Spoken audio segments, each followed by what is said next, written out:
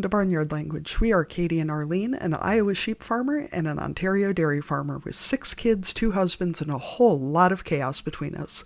So kick off your boots, reheat your coffee, and join us for some Barnyard Language, honest talk about running farms and raising families. In case your kids haven't already learned all the swears from being in the barn, it might be a good idea to put on some headphones or turn down the volume. While many of our guests are professionals, they aren't your professionals. If you need personalized advice, consult your people. Welcome to another episode of Barnyard Language. It's Arlene and Katie as usual. Katie, what is happening on the farm? What's going on in Iowa? Not a whole lot, I guess. You know, same old. So, This is winter, Katie. I don't know. Have I left my house this week? hey, I left my house yesterday, I think. Yes, I went over to my in-laws, which is across the road.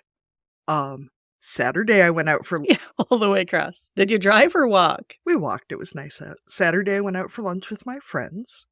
I've left the house a number of times this week. I think that's why I'm so discombobulated, to be perfectly honest.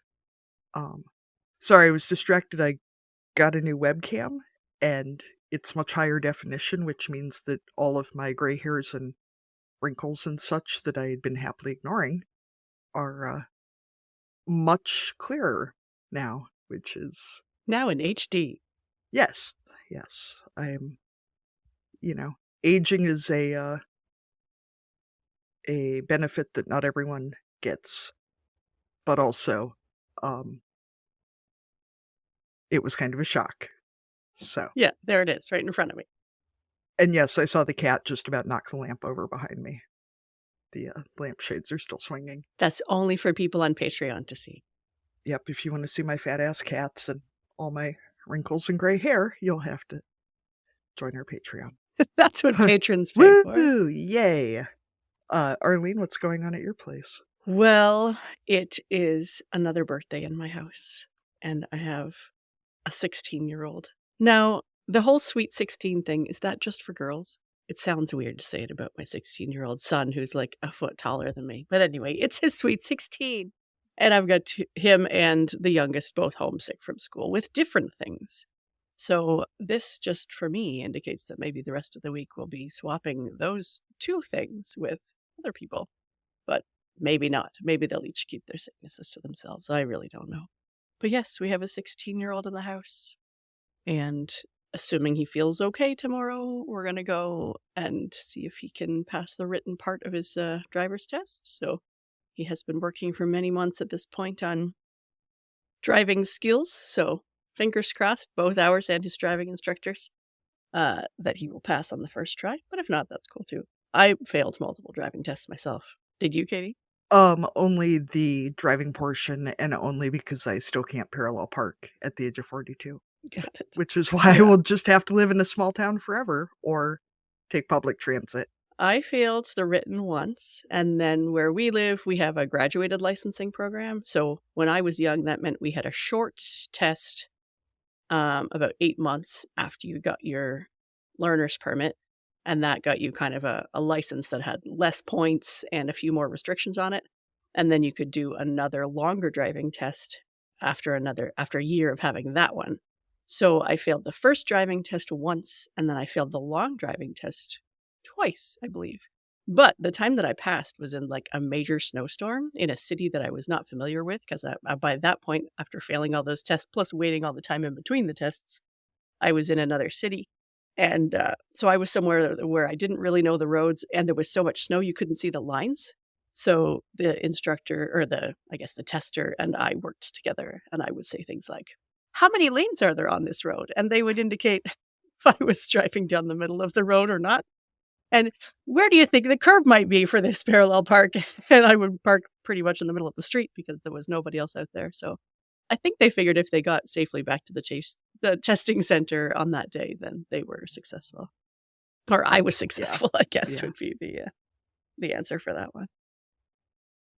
Yeah, I know more and more young people here are waiting longer to get their license simply because driver's ed is really expensive, and you have to be 18 to get your license without taking driver's ed. Oh, okay.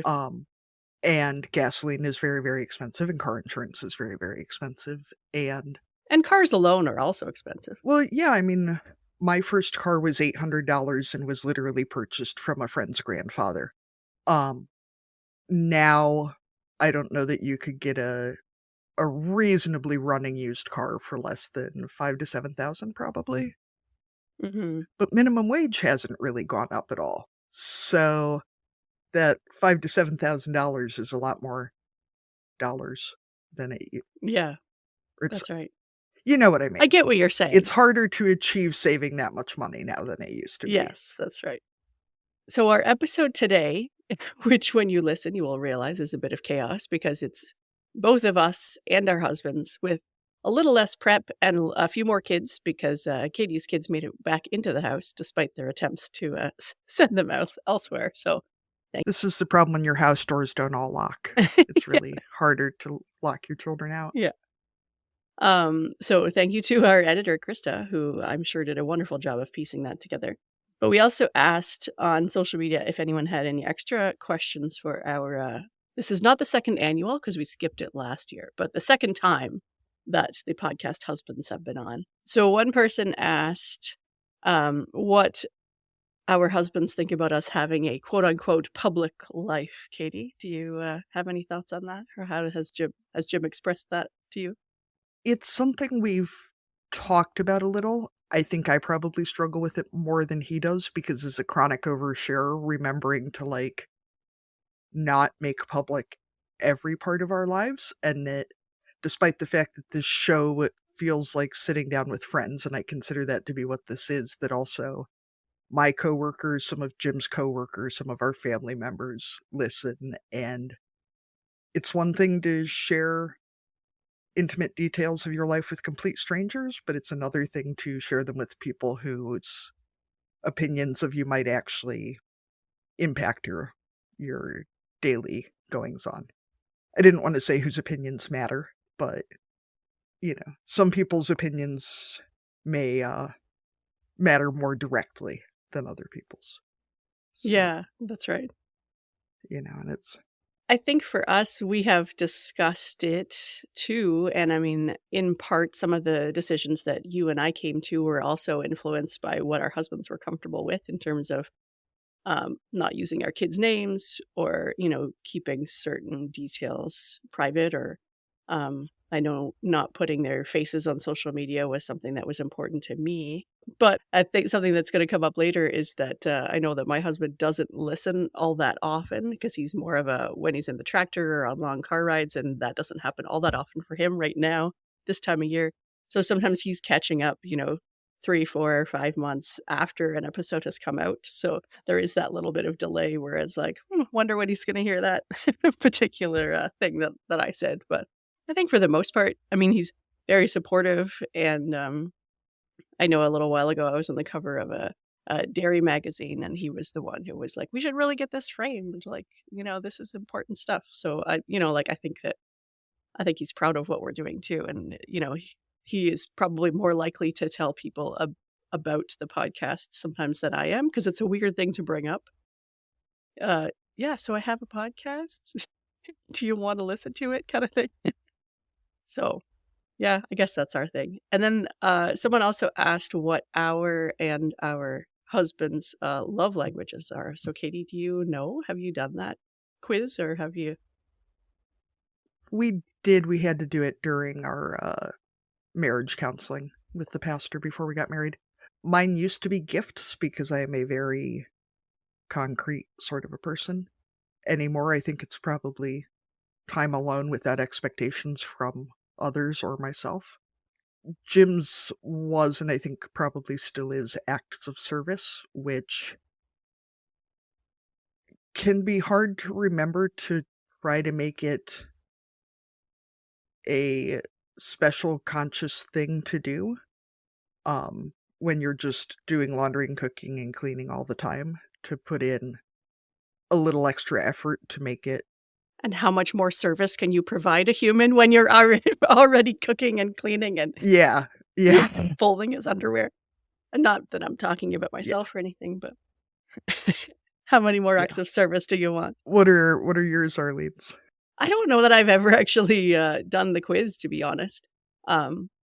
I expect that for both of us, quality time would be one of them, because especially when the kids were really little, that was, I think, probably hardest for both of us in terms of the strain that it put on our relationship, because actually finding time to spend together was that much harder. And even if we were together but we're looking after people, then it wasn't that quality time, it was time. But if you're just relaying information and trying to divide and conquer and look after everybody in the household, then it really isn't that time that you're spending with the other person in the same way. So yeah, I don't know that we've ever actually done it. I'm sure it would be helpful if we did, but I think just like with acts of service, it can be hard to remember that there's a reason they call it quality time and not my love language is proximity.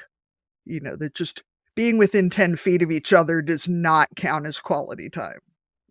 yeah, that's right. Yeah, we milk together every morning, but he can't hear over the milkers and we're too far away in the barn to actually say anything. So does that count? I don't know. We are in proximity to each other. I can see you. I feel like, and I'm not normally a super, cleanliness is next to godliness kind of a person, but I feel like if there's poop involved, we can probably say it's not quality time. Well, I don't know. I mean, we've gone to some cow shows together where we were not showing, and Yeah, but that's not like I was not literally scooping the poop, so that doesn't count. if there's poop directly adjacent to your person, I feel like maybe that doesn't really. I don't know. I think you're losing our listeners. That doesn't seem like our crowd.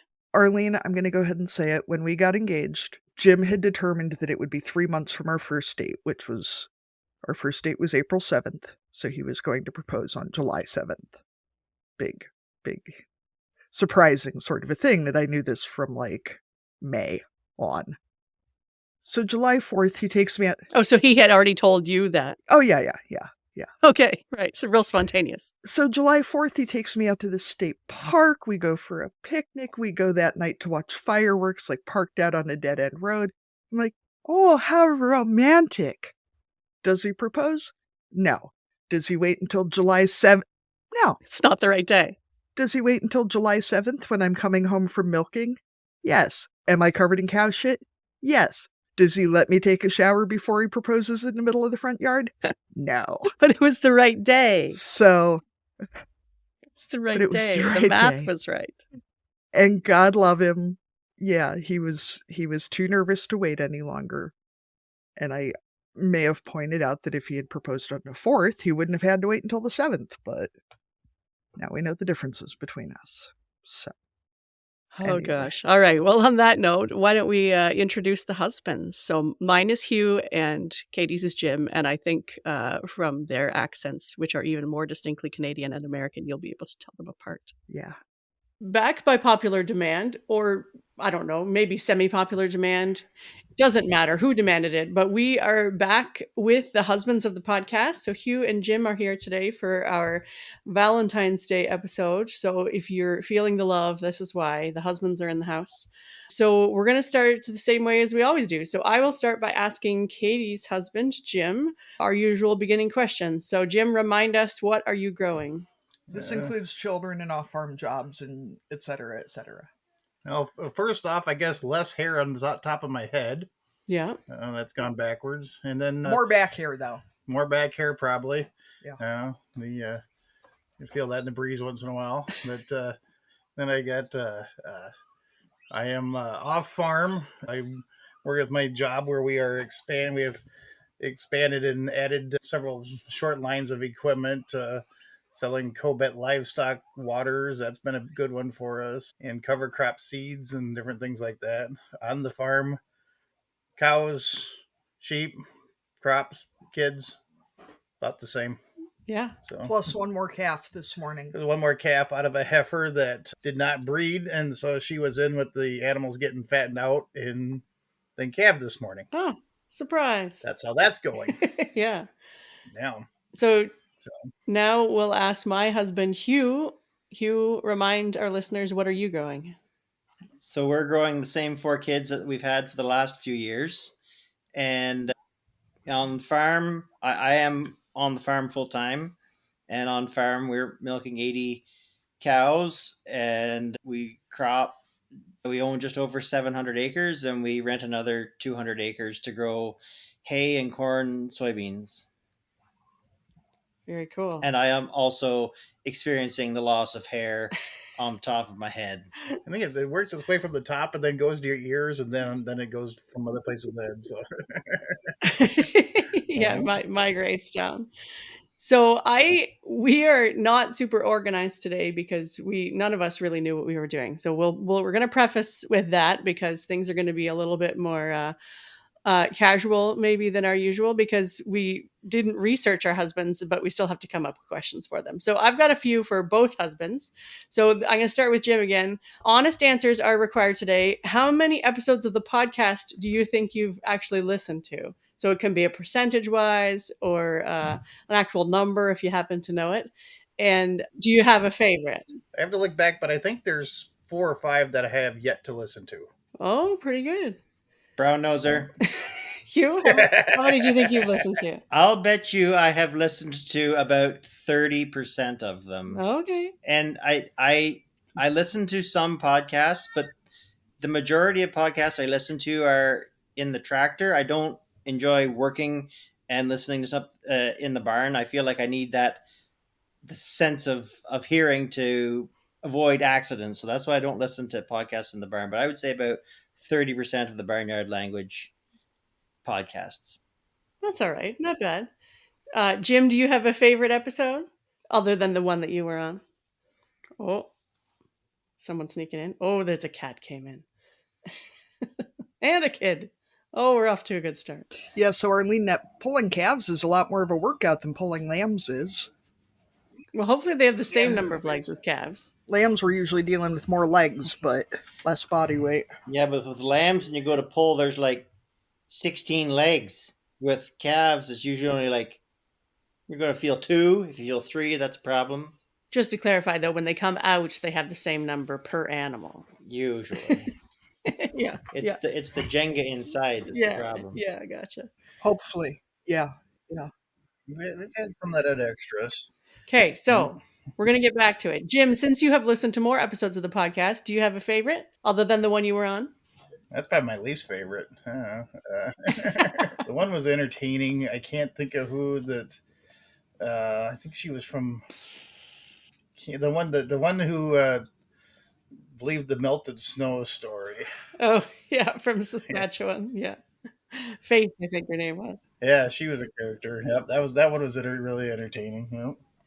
So I'll probably put that down as one of my favorites. So I'm going to go into a few parenting questions just because we're a parenting podcast and we're all here together. Katie, well, I'm going to ask you first, actually. What part of parenting do you find the most challenging? Me, myself, You yourself as a human being. with my precious angel baby sitting here, it's the children, Arlene. The children are the hardest part of parenting. I really feel like without children, it would be a lot easier. Yes, true. The parenting part would be. I think for me, the hardest part is remembering to, there's some like good way of saying it, but not reacting to things, because there's a lot of times that logically, you should be doing X, Y, and Z, but every like instinctual part of you is going, well, just slap them one, Right. or whatever. Yeah. Or yelling will solve this. Yelling will definitely solve it. Yeah. Hot tip for new parents: yelling does not solve it. Sometimes, if they're about to run onto the road or something, sometimes yelling solves it. But Yeah. That's very good. What about Jim? Well, Jim, what are you at this point of the child development? And I know one of them's in the room. What do you find the most challenging these days as a parent? Lack of listening From them? From them, yeah. Huh. Yeah. Or they just the older you get, the more they just want to do what they want to do, and that seems to. I keep telling everybody with newborns, like, enjoy this time where they stay where you leave them, because pretty soon they get mobile, and then they just We had some friends over last night with a baby who's almost 15 months, and it was a nice reminder of how nice it is to not have kids that will continually try to murder themselves in new and interesting ways. She was real excited about the stairs. Arlene, what do you think is the most challenging part? I mean, I know that I've heard this from other people before, and I'm finding it more true as the kids get older, that right now it's the feeling of that I guess I still have influence, but I have so little ability to actually solve any of their problems anymore. As they get older, the problems get bigger, and you know, you guys, well, our listeners too, know that our oldest is away at university, and so there's even now more physical distance, and there's only so much that I can actually do to help. And hearing about things that they're struggling with and not being able to help is a really hard thing to do. And I mean, I guess there isn't much to do about it, so it's more just that, yeah, that feeling of helplessness and not really being able to do much to when they're little. You can, you know, kiss it better and put a band-aid on it, and hopefully that's enough. But yeah, the problems do start to get bigger, and you can only offer support and hope that's enough. Well, and it seems like too, the bigger they get, the bigger the consequences of their actions can be. You know, Mm-hmm. at 5 versus 18. You know, Yeah, that's right. Hugh, what do you think the hardest part has been? With stages, right? So I would say that when they were younger, obviously that physical part where you're constantly on edge and scanning and watching and not being able to turn your back, especially because we had a lot of Oh wait, were we not? Were we supposed to be watching them? well, they've lived so Shit. far. If your kids are if they survive that year of one, you were watching them, because like you said, that in that 1 to 2 range, if you're not watching them, they are on a mission not to unalive themselves a lot of the time. So and it's hard to get that out of your headspace, when we're at the point that we are now, where they're almost self-sufficient, so that we don't have to worry about things happening that shouldn't. And then at this stage, my challenge, I would say, at this stage of their development, is to catch myself in conversation or just trying to set the right example, right? Um, uh, saying things and doing things that I would hope uh, they they could learn from, Mm-hmm. you know, interacting with people and conducting myself in public and such. So, Arlene, what do you think the best part is? I think the other night Hugh and I were actually discussing the fact that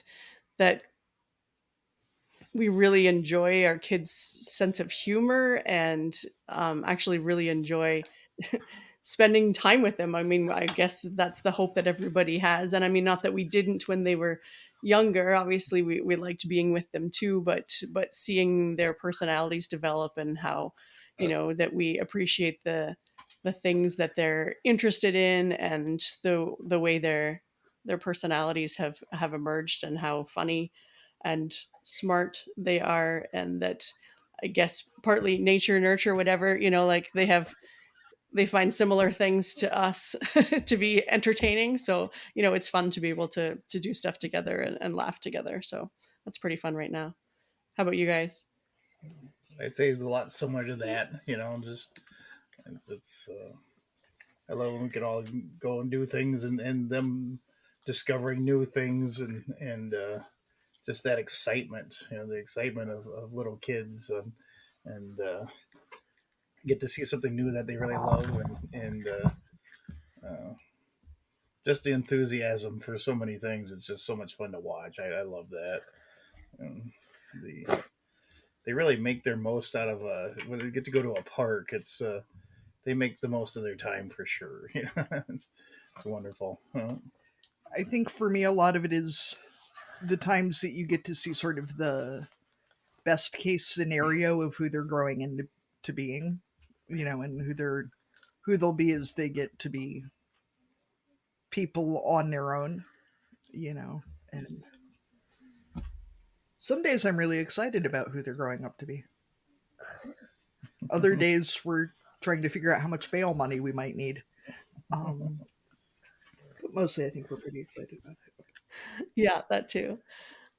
So Jim, since this is kind of like a couples episode too, one thing I was wondering about is how has Katie as a mom, like what has that revealed about her personality that maybe you didn't know or suspected before, but that has kind of come out as you've watched her raise little people?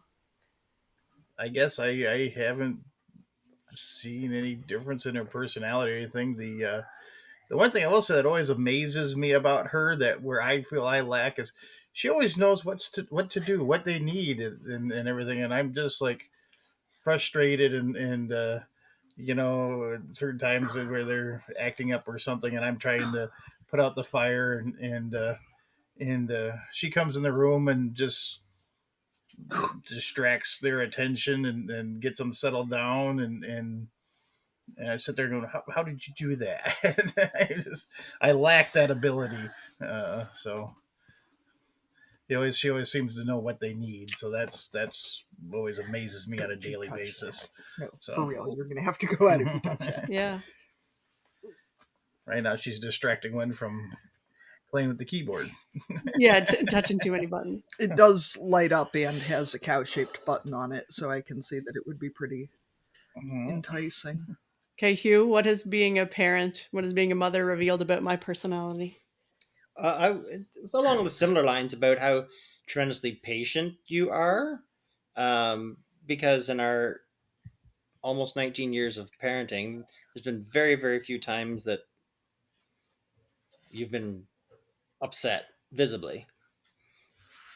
I'm good at hiding it, maybe. Well, yeah, you're a good poker face. I'm just saying that you don't fly off the handle. Mm-hmm. So Jim, I heard you have a few questions for me. Yeah, I thought I'd do a lightning round. It's just a what I look at here. It's rate on a scale of 1 to 10 questions for to ask you about Hugh. Oh, yikes! Yeah, so then we're gonna get maybe we'll get Katie to ask them of you, since you've got them written down there for. Oh no, I didn't think about that. On a scale of 1 to 10, how likely are you to want to smack Hugh on the back of the head before noon every day? 1 to 10. So 10 is smacking on the head and 0 is not? Yeah. Okay. I would say probably most days like a 1. We work together, but in the mornings when we're milking together, there's not much conversation, both because of the volume of the equipment and the earliness of the day. I'm not a big chatty person in the morning, and so we go out and milk cows and get chores done. And so, not that talking to each other means that I want to smack them in the head, but like things are, kind of usually pretty calm, and we follow the same routine every day. So yeah, by noon, things are still pretty peaceful. I know I'm gonna fail miserably on that one. You're way above me on that one. The kids tend to wake up pretty early, and I'm a morning person, and Jim is not as much as I am. So, barring frustration with trying to make things happen, like getting out the door or getting people fed or whatever, I would say maybe like a 1 normally. I would have guessed you would have said 11. So some days 12, 13. But generally not before noon usually. By 2 maybe. Yeah, I'll say too, our morning routine with the kids these days is a lot calmer than it used to be. We've got our high schooler, our university age kid isn't at home. Our high schooler gets himself ready for school and leaves sometimes before I even get in from the barn. And then there's only 2 still in the house even when we get back in. So the morning chaos of getting 4 kids up and ready to school and out on the bus, or still having kids at home, because I was a stay-at-home parent for a lot of years, still having babies and toddlers at home while also trying to get kids off onto the bus was definitely a different dynamic than where we are now. So the chaos is not nearly the same level as it used to be. I think for me, a lot of mornings it's that once one thing gets off track with getting everybody out the door, there's no coming back from it. It's just going to get worse, and it's just a matter of how much worse it's going to get. And I think we have another child We have another guest joining our show here. Oh, great. Now it's a family recording. Another next question, rate on a scale 1 to 10. Hugh's dancing skills. Touchdown. Okay, so we were just at a dance on the weekend. So I'm going to give him a 9 out of 10. He's a really good foxtrotter, good two-stepper. I'm only giving him we both square dance, and he's good at that too. I'm going to give him a 9 out of 10 because he can be a little bit judgmental of the types of dances that other people do that he does not care to participate in. So say if other people were line dancing, he can be a bit judgy about the fact that other people are line dancing. And he would probably be good at it, but he won't try it. So I'm going to give him a 9 out of 10 on that one. I'm kind of right there with you on the line dancing thing. I kind of thought you might have a similar opinion on that. But if we're talking about dancing generally, we have to, consider all types of dancing. Now Katie has 2 kids trying to climb on her lap. Yeah. What do you rate Jim's dancing abilities? I am fairly certain that the only time we have ever actually danced was at our wedding reception. And I think it was one dance, and that was 11 years ago in May. So We should work on that maybe. we'd have to work on how much we can drink anymore too then. Yeah. Right. So like even a kitchen dance party or, like a good song comes on. But I mean, in his defense, it was the best first dance at my wedding that I've ever had. There you go. So 10. Remember we danced at the Dwight Yoakam concert. I remember that. That guy at the Dwight. You kicked that guy at the Dwight Yoakam that tried to dance with you. Someone over there is eating a chip directly into the mic. So that's what that noise is. This is why Katie and I normally record on weekdays. For our listeners, our 5-year-old is using the top of my trash can to pretend to saw my office door in half. So this is why we don't have nice things. So we got number 3 on a scale 1 to 10. Rate the color of his favorite tractors. All right. I mean, my favorite tractors are the ones that run and don't give us too many headaches. And so I know... And the ones that are paid for. And the ones that are paid for. Those are good too. Yeah. So I know that Hugh is not like super allegiant to a brand necessarily, more so who's going to give us the best service on said tractors. So ours are blue and I'm cool with it. They seem to work. I don't really care that much about tractors as long as they do the jobs they need to do. And we have a really good dealership and good mechanics that are not very far away. So that's why we're blue right now. Katie, how do you feel about Jim's tractor color? I'm right there with you on runs and is paid for. I can tell you that our wedding got a centerfold spread in the Old Alice News magazine. Yep. Jim writes for the Old Alice News. His eye twitch every time the boy child mentions green tractors or blue tractors or red tractors. I like the blue ones. It's calmed down some, so I feel better about that. I'm having to come at the realization that my favorite brand of tractor has not been built since 1985. So eventually, I am going to have to. Yeah, and if your kids ever farm, they will have to probably pick another color because they can only keep them running for so long. Yeah, eventually we'll have to evolve here. So, All right. What do we next question? On a scale 1 to how likely the likelihood of you needing to talk Hugh out of wanting to go skydiving? I think probably a 0. I don't think that that's on his bucket list. We've talked about some of the things that we want to do in our lives, and I don't believe, you can correct me. I would really struggle to fling myself out of a plane. So yeah, it's hard enough to get me on a plane, let alone jump out of one. So I think that your answer there too, Katie, a 0. I think we were married before Jim had ever even set foot on a plane. Yeah, that's right. So Colorado. Yeah, I'm going to say less than 0. Yeah, I feel pretty safe about it.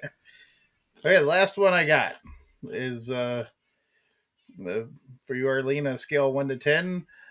Hugh's ability to make you smile on a daily basis. I'd say 10. Yeah. So we have a variety of methods. There's the inappropriate memes, like just the standard dad jokes. We've got, observations about our children, and I actually quite like him. So I mean, like, sometimes we just smile at each other because we actually enjoy each other's company. So yeah, I'll give him a 10 on that one. Katie? I was just thinking what a benefit it is to like the person you're married to. Because, I mean, love is all well and good, and it'll get you through It helps. quite a lot, but actually liking the person you're spending your life with is worth a lot as well. There's the rare occasion that I smile because he's left, but because he has gone away. But yeah, I mean, between the inappropriate memes and the baby pictures of our children that show up on my phone and the occasional surprise Dr. Pepper, I think he's doing pretty well. So, Speaking of the memes, I love, like, I sent her one the other day that this guy is walking past a car and sees like clothing sticking out of the trunk of the car, and so he opens it up, and the guy says, the guy inside the trunk saying, "Please help me, please, I have children." And the guy says, "I'm trying to help you." He's like, "No, I'm just trying to get a nap." Yeah, close it back up again. I can relate to that. Yeah. Have you been inspired? Do you have any burning questions for Katie? Gosh, I needed a little more lead up time. Yeah, put you on the spot. I just wrote these like 20 minutes ago, so that would be a good start. Or any questions for Jim? You guys haven't had a chance to catch up in a while. Yeah. Oh, I don't know. One that came to mind is like first impressions on your first dates of each other. Because you guys met online, right? I know we've told this story before, but you were a farmers only match. So I mean, like, Hugh and I were friends, sort of known friends each for a other. long time before we started dating. But yeah, I mean, obviously it went well because you guys got married pretty soon afterwards. But what was do you remember, Katie, like your first?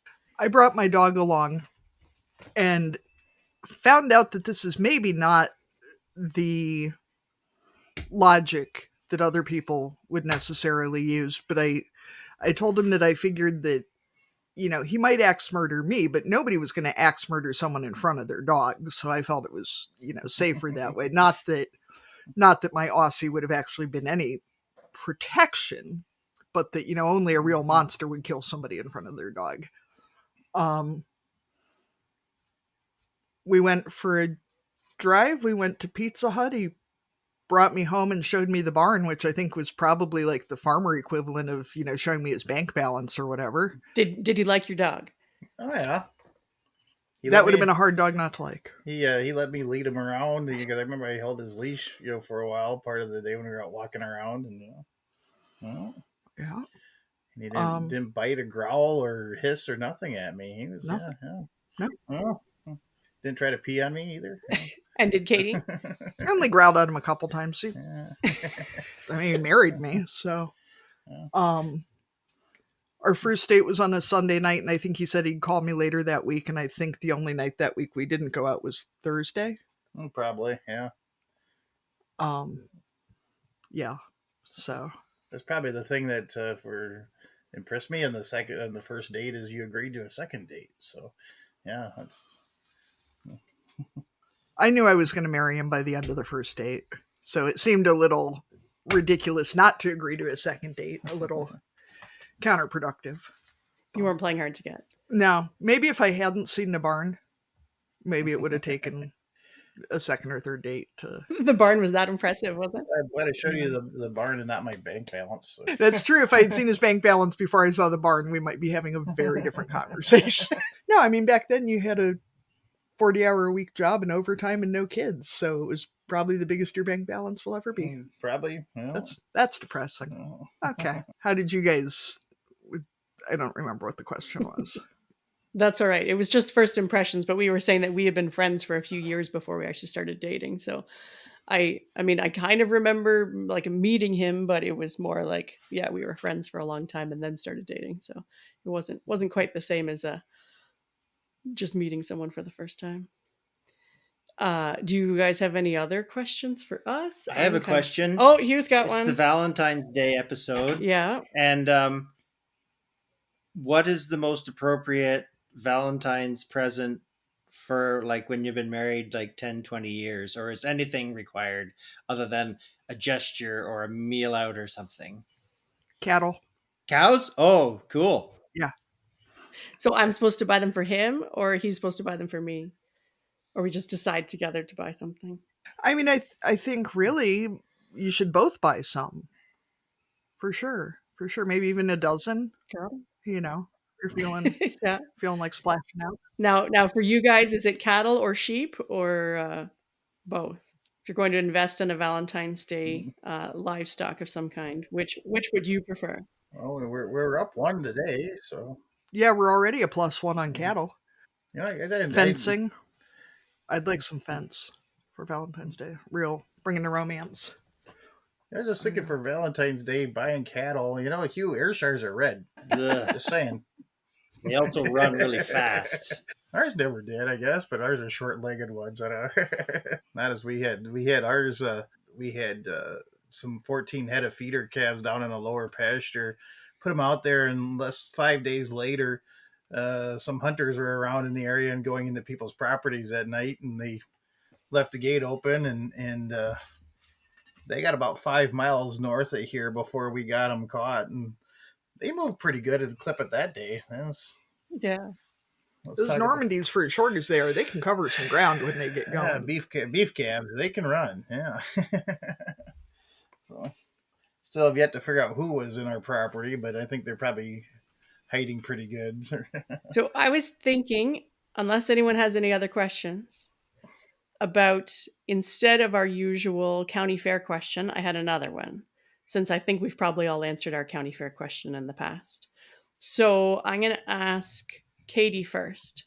If you won the lottery tomorrow, one, would farming still be part of what you're doing with your life? And two, what things would you do on the farm differently if money was no object and you were going to use your lottery winnings on the farm? Like how much lottery winnings? Like 1 million or like 100 million or like yeah, let's say 100 million. Fence and water and more fence and more water, and then because our kids are the 5th generation on the farm, you know, we're working with original buildings, the original house, etc., etc. It's easy enough.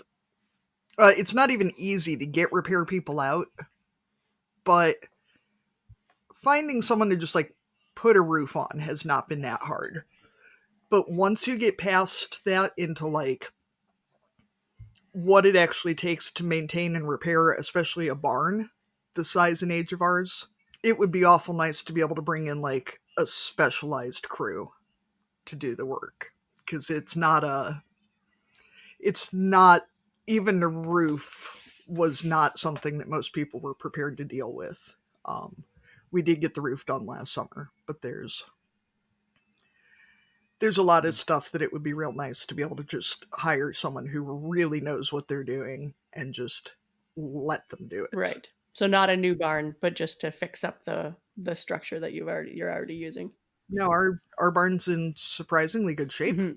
and it's a beautiful barn, and it's definitely a piece of heritage, not only for the family, but for the area. And, you know, we're on the state barn tour, yada, yada, yada. But it would be real nice not, you know, to be able to hire somebody to fix stuff without wondering if they have any damn idea what they're doing. Mhm. And would you go for more animals or stick with the number that you have? I think probably the number we have for myself. I'd honestly get a couple horses, maybe some goats. Definitely guinea fowl. Don't tell Jim. Jim will never hear this. Mm-hmm. I've been covering my ears. Probably a few more chickens, because we found out the one downside to the water we have. I mean, it doesn't freeze. The cows love it. Doesn't take electricity. But apparently this summer, when we were losing a few birds here and a few birds there and we couldn't figure out why, the working theory is that calves were knocking them into the water, trying to figure out what they were, and then they were drowning. So some chickens would be good, and figuring out a way to chicken-proof the water might be good. A little life vest for all the chickens, maybe, or a little ladder or something. What about you, Jim? You win the Powerball. I'm assuming you're still farming. What are you putting the money towards? Every time I don't buy lottery tickets that often, but every time I buy one, I tell the people at the counter, it's like, yep, this is so I can farm till it's gone. But yeah, definitely, more it'd be nice to have less muddy places and more concrete places, and working facilities for the cattle, and maybe a newer tractor that has a loader tractor, front wheel assist, and a cab would be nice. There's a lot of little things. It would uh, the first million would disappear. I'd say the first 100,000 would disappear very, very quickly. First million might take a while. Oh, well, I mean, we could pay off the roof loan. Well, there we So go. that'd take care of most of that first 100,000. And to put a barn on it, put a roof on a complete tear down and sheeting and new shingles on a barn that's over 100 feet long. It's Yes. you could either buy a new truck or a really nice used truck, or you could put a roof on a barn. So What would you guys? I don't know what the exchange rate is like, but Well, yeah, we'll say 100 million US is basically $1 billion Canadian. So not quite, but what about you, Hugh? Oh, I think that we still continue to farm. Hopefully not till it's all gone. But it would be nice to be able to farm and not have to worry about your bottom line every day, right? The first thing that came to mind when the question was asked was actually our old dairy barn is not historically significant, and it's not special, and it's starting to become an eyesore. And I would love to take it down, but by doing that, it's going to be a big expense and make no money. So that'd be one of the first things we do for sure. Yeah, I mean, I think the same thing. We already have some help here on the farm. We're both on the farm full time. We have help too, but yeah, to be able to not worry about having to pay salaries and interest and all that kind of stuff, as to have that be as stressful a part of the day to day. We have started talking about the idea of robots as a someday possibility, and if all of our debt was paid off and we could expand our facility and put robots in or do something like that to, if someone else wanted to farm, or even if someone else didn't want to farm after us, to make our retirement years a little bit easier, or even just a little bit different than they are now. We're currently still milking in a tie stall, so it's more physically demanding than some setups. So yeah, to be able to think about the future and not have to worry as much about debt would be a pretty huge thing. I'd love to own the tractor I learned to drive on as a kid was a Massey Ferguson 255, and I'd love to own a fully restored one. Especially the one I learned to drive on had no brakes, so it'd be great if the restored one had brakes. it would be nice to only see your ag lender to check in on how your investments were doing, and not just to how much money have we made, not how much do we still owe. Yeah, not to just pinky swear to pay off the operating note and ask for money. Yeah, that's right.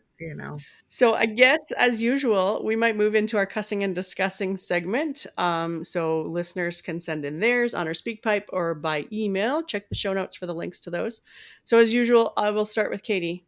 This is the Valentine's Day edition, so maybe we should make them positive. I don't know. But what are you cussing and or discussing this week? I don't know. I'm going to go ahead and say I don't know if this is just my kids' school or all schools or what has happened, but when we were kids, Valentine's Day meant that one kid's in our class, it was a dad actually baked sugar cookies and frosted them all fancy, but they'd send a tray of cookies, and maybe you do those tiny paper cards, and that was the extent of the Valentine's Day party. There was the room mother, who'd come in and serve punch or whatever, but that was it. It was a low-key thing. And now we have kids bringing in treat bags, like what we used to get for birthdays. Now for birthdays, they're basically just giving your kid a present. I'm like, how about if we just don't? But now for Valentine's Day, there's, you can't send any, or for Halloween or Christmas or whatever, no homemade stuff. No adults are allowed to come in the building. No nothing. And some of them still do the little paper cards, but there is so much candy and pencils and stickers and tattoos and the stuff. Arlene, what do you have to cuss and discuss?